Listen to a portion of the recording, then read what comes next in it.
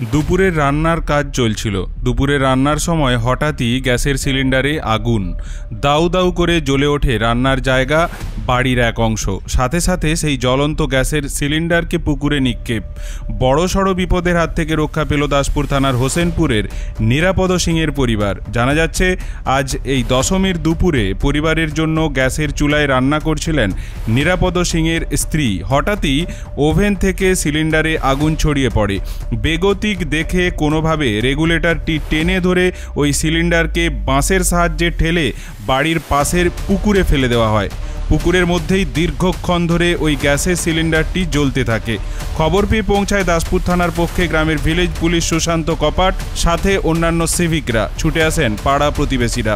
অনেকেই বলছেন এই সিলিন্ডার বাড়ির মধ্যে জ্বলতে থাকলে সারা বাড়ি আজ পুড়ে ছাই হতো। তবে দাসপুর থানার পুলিশের পক্ষে স্পষ্ট বার্তা, কোনোভাবে সিলিন্ডারের মুখে আগুন দেখলে ভেজা কোনো থলে দিয়ে সিলিন্ডারের মুখ জড়িয়ে দিলেই আগুন নিভে যাবে।